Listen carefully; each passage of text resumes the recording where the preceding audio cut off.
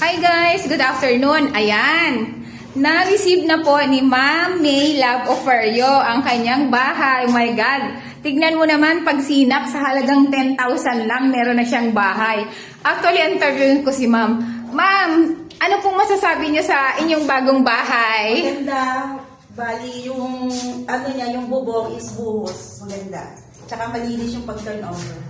Oh, congratulations, Ma'am! Dahil ikaw ang nanalo, si Pagsinag, congratulations! Maraming salamat sa pagtitiwala sa BDDR at sa akin. Salamat ng marami, Ma'am. Sige, Ma'am, libutin mo na ang iyong bahay. Ayan po, ikot na si Ma'am. Mag-checklist na siya. Ganito po ang turnover kay Pagsinag, ha?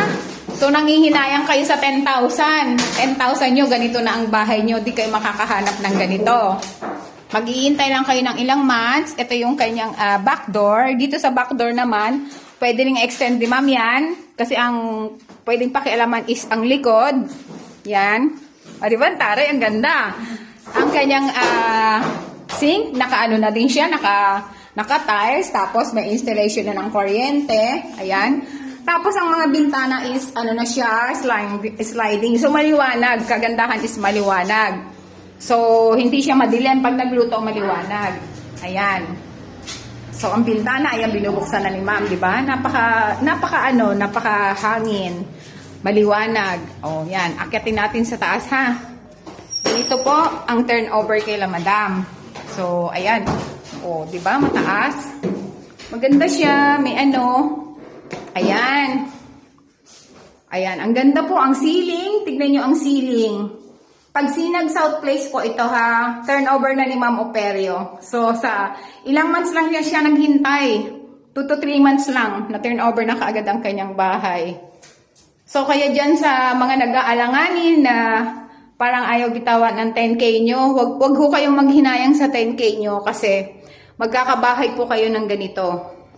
Ayan, natupad na po ang pangarap ni Ma'am Oferio.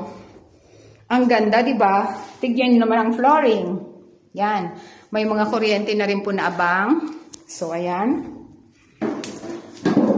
Sa hirap ng pagtitiis. Ayan. So, ang ganda po. Tignan natin ang labas niya.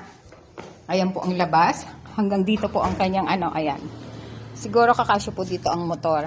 Ayan, guys. Ayan, oh. O, diba? Ang ganda. Okay, guys. May sides lang sa akin kasi may available pa dito.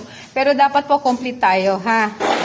Complete documents para ano sa inyo ang inyong bahay. Thank you. Ang taray, ang ganda. Tignan mo, ma'am, ang kuryente. O, diba? Ito yung ano? Oo, yung parang ano siya, ma'am, power. Oo. Oh, yung saksakan, nakaano na din.